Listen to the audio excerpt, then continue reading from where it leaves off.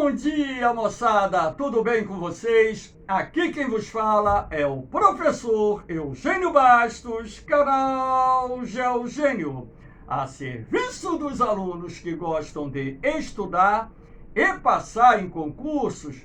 Moçada, vamos fortalecer o canal, se inscrevam no canal, dê aquele like, compartilhe o vídeo e ajude o professor Eugênio Bastos a democratizar o ensino da geografia.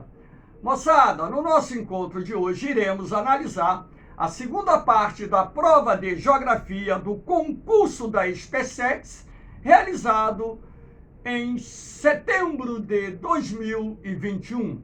Espero que vocês gostem dos comentários. Havendo qualquer dúvida, faça sua pergunta lá na parte dos comentários que eu terei a máxima satisfação em respondê-las. Valeu, moçada! Vamos lá para a questão de número 7.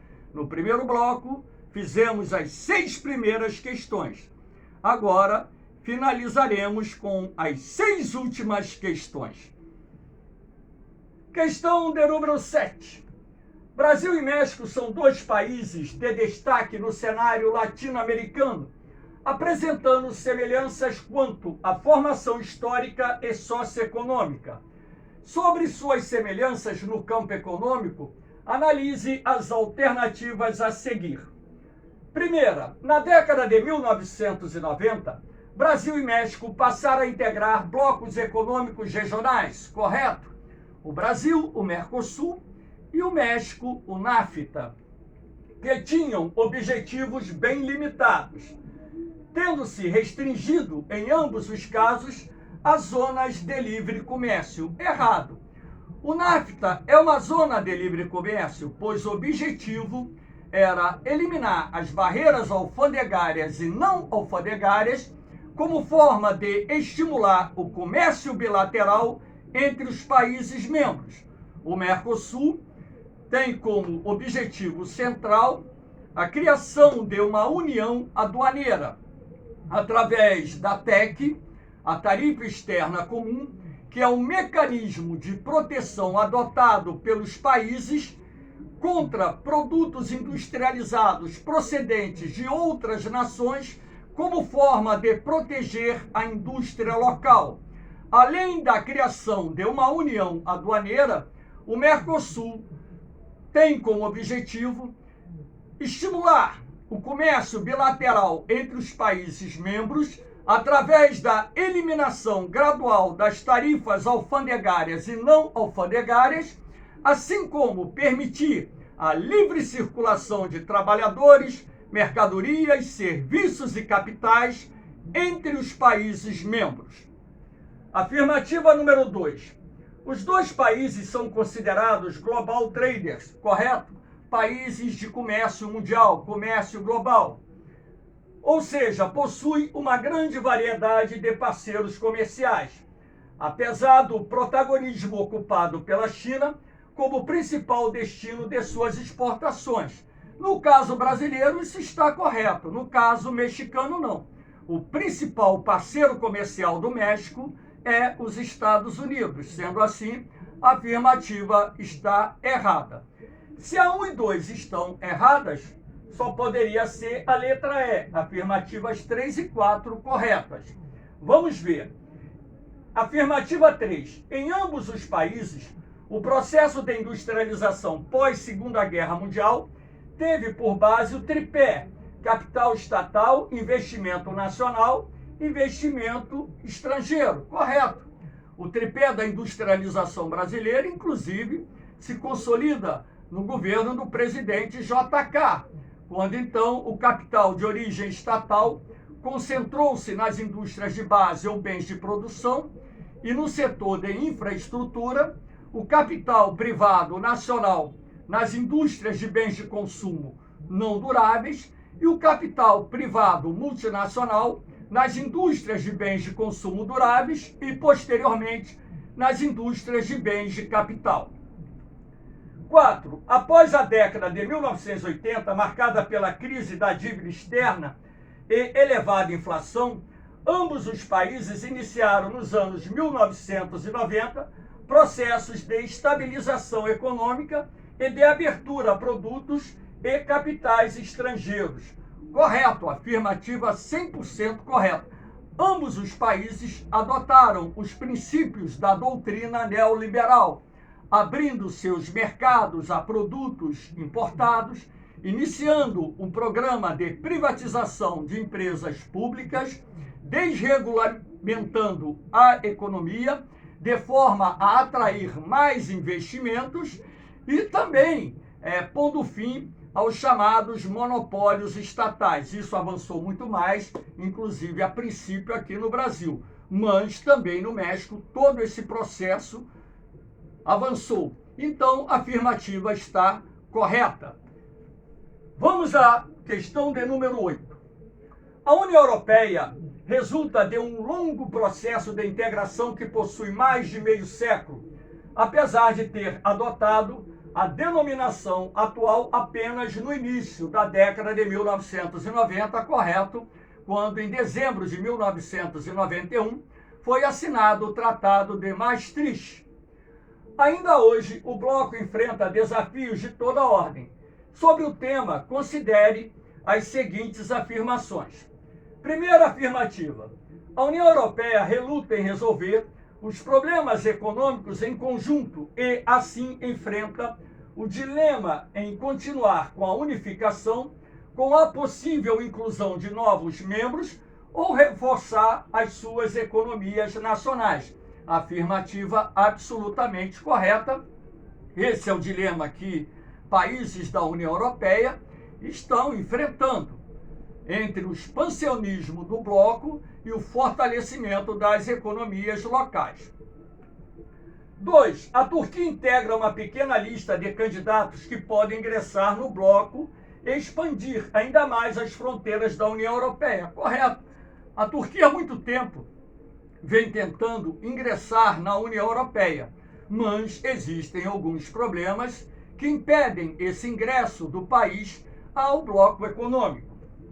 Em função do papel que exerce na contenção de fluxos migratórios, o governo turco conta com a simpatia da maioria dos dirigentes europeus. Ao contrário, a maioria dos dirigentes europeus são contrários à entrada da Turquia na União Europeia, visto que, primeiro, que a Turquia não é considerada um país genuinamente europeu. Segundo, a Turquia poderia se transformar em porta de entrada de grupos extremistas islâmicos. Basta lembrar que quase toda a população turca é muçulmana. E terceiro, o governo turco tem sido acusado de não respeitar os direitos humanos. Um dos artigos do Tratado de Maastricht obriga os países signatários a respeitarem os preceitos do direito humano. Então, afirmativa errada. 3.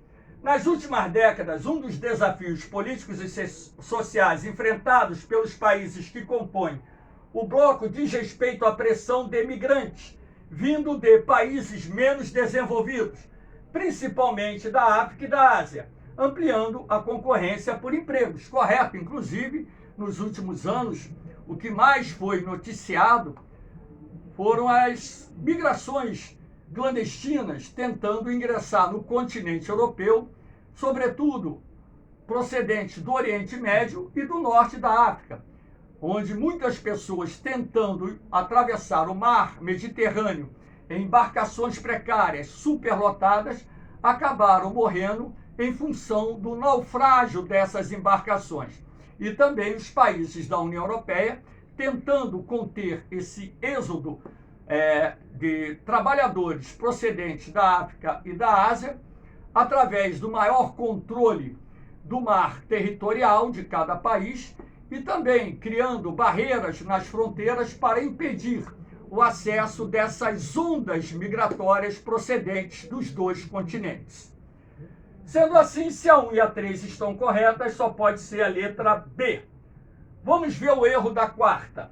Desde o início dos anos 1990, a adesão ao bloco tem sido condicionada ao ingresso na OTAN, condição essa que permite hoje excluindo-se o caso da Suíça, primeiro que a Suíça não é membro da União Europeia, já temos um erro aí. Todos os integrantes da União Europeia fazem parte da aliança militar. Errado. 6 países do bloco não fazem parte da aliança militar. E eu listei aqui para vocês: Áustria, Chipre, Finlândia, Irlanda, Malta e Suécia não são membros da OTAN. Vamos para a questão de número 9. O ar atmosférico está sempre em movimento na forma de massas de ar. Suas características particulares de temperatura e umidade determinam o clima de uma área. No caso do Brasil, dependendo da estação do ano, as massas avançam sobre o seu território ou dele recuam. Assinale a alternativa que melhor representa a atuação de massas de ar no Brasil no inverno, quadro 1, no verão, quadro 2, respectivamente. Eu coloquei esse mapa aqui, esses dois mapas, para elucidar a questão, ajudar a explicar a questão.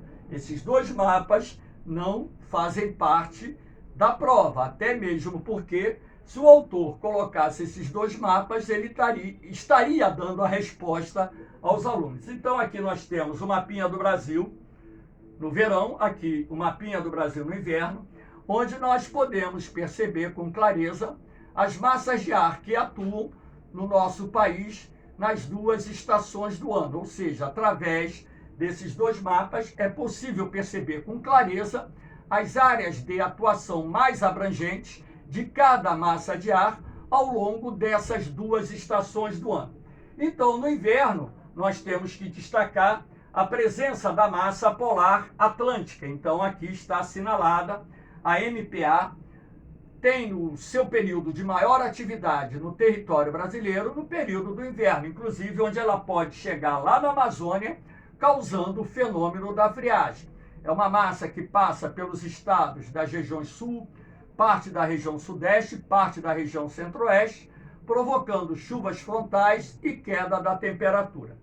E no verão, nós temos como área de atuação mais importante a massa equatorial continental. Como vocês podem ver nesse mapa, a MEC é uma massa de ar quente e úmida que se origina no noroeste do Amazonas e que, a partir da primavera, começa a se expandir em direção aos estados do centro-sul. Quando chega o mês de verão, nós temos boa parte do território brasileiro sob a influência da massa equatorial continental, responsável pelas chuvas de convecção, aquelas chuvas de verão acompanhadas de descargas elétricas, rajadas de vento, e são chuvas fortes, normalmente de curta duração. Então a resposta correta aqui é a letra E, que mostra exatamente a atuação dessas duas massas de ar no período assim mencionado.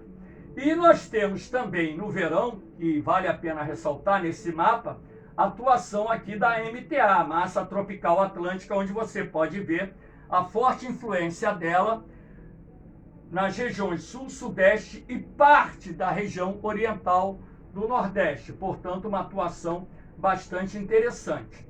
E nós temos aqui do outro lado a massa tropical continental, que no inverno ela chega a atuar na porção ocidental da região centro-sul.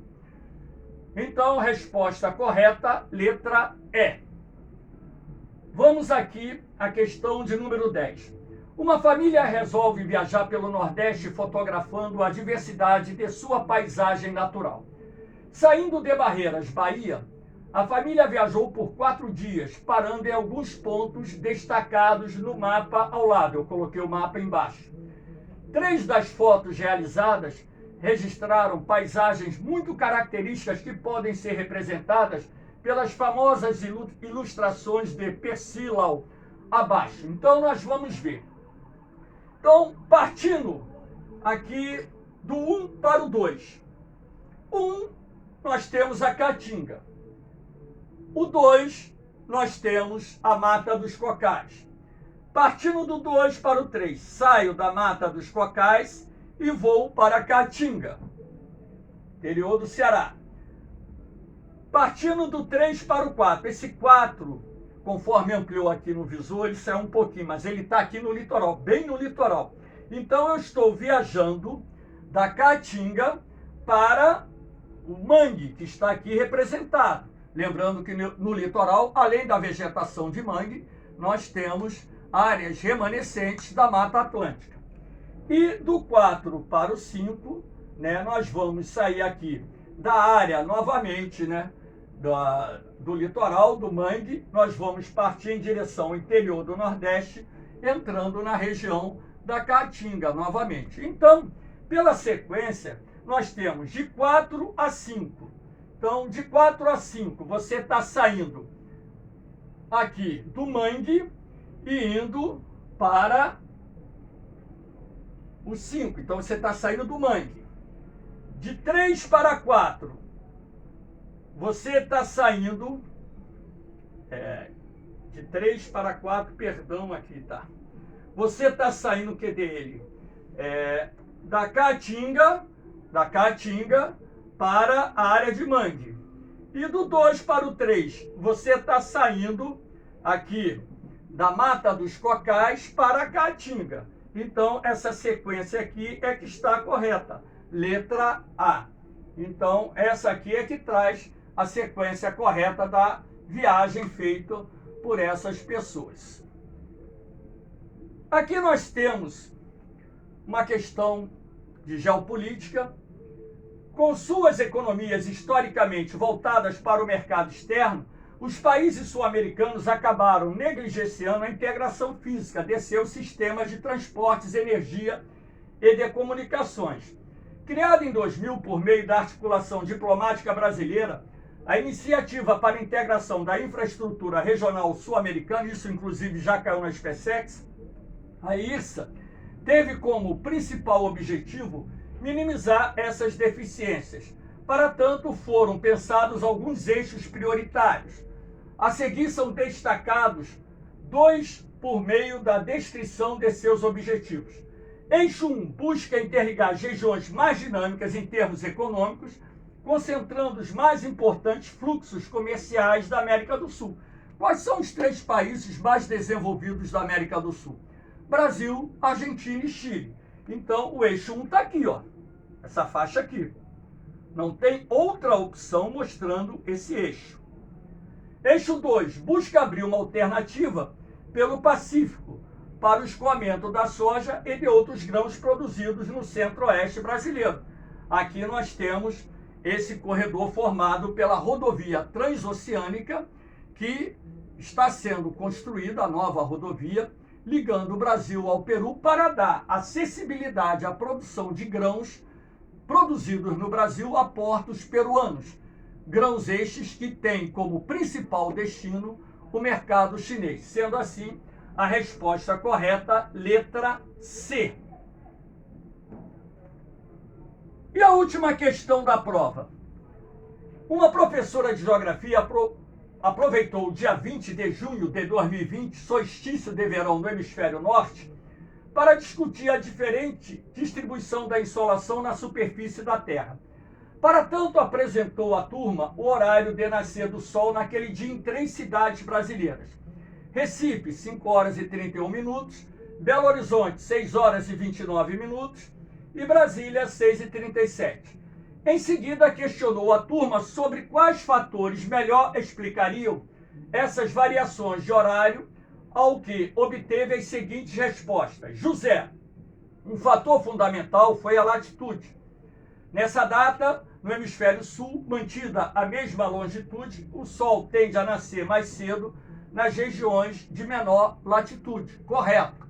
Quando é inverno no hemisfério sul, quanto menor a latitude no hemisfério sul, mais cedo o Sol vai nascer. Ou seja, o Sol, por exemplo, em Belém, vai nascer antes do que o Sol aqui no Rio de Janeiro. Isso é um exemplo, tá bom? Então, o José está correto. Maria, para mim o que é determinante é a estação do ano. Se estivéssemos no mês de dezembro, por exemplo, esses horários seriam outros. Claro que seriam outros, né? Por exemplo, nos meses de verão, no sul do Brasil, o dia é bem mais longo do que a noite, quando comparado, por exemplo, a Brasília, a Belo Horizonte, né? Então, você tem o nascer do sol mais cedo e o pôr do sol mais tarde. A Maria está correta dentro da sua linha de raciocínio. Ana, não podemos esquecer a longitude. De forma geral, no Brasil, as cidades situadas mais a leste tendem a ver o nascer do sol primeiro. Claro, o sol nasce a leste, se põe no oeste. Então, as cidades mais a leste têm o nascer do sol mais cedo do que as cidades localizadas a oeste, mantido, por exemplo, a mesma latitude, porém com longitudes diferentes. Isso é um fato consumado. Então já sabemos que as três estão certas. Sendo assim, a letra D é a correta. Qual é o erro do Bruno? Para mim, a altitude teve um papel fundamental. Não à toa das cidades citadas, Recife, a menor altitude, e Brasília, a maior. Não, a altitude não tem nada a ver. No ponto mais alto, até tu vai ver o sol nascer. Se você estiver, por exemplo, em Petrópolis e no Rio de Janeiro, Petrópolis está mais alto que o Rio de Janeiro, você vai ver o sol nascer, aparecer no horizonte mais cedo que aqui no Rio de Janeiro. As duas cidades estão em latitude semelhante. A altitude não é o fator determinante dentro desse contexto de análise aqui. Então, por exemplo, aqui ele está citando, Brasília está no interior. Brasília é mais alta do que Recife. O sol nasce em Recife primeiro que em Brasília. Então é uma contradição, até mesmo porque a longitude de Brasília é maior do que a longitude de Recife em relação ao meridiano de Greenwich. Então não poderia ser. Então a resposta correta, José, Maria e Ana, ambos deram explicações convincentes, ou seja, proposições verdadeiras. Moçada, espero que vocês tenham gostado do comentário. Dê aquele like, dê aquele joinha, compartilhe o vídeo, deixe os seus comentários. Enfim, se inscrevam no canal e ajudem o professor Eugênio Bastos a democratizar o ensino da geografia.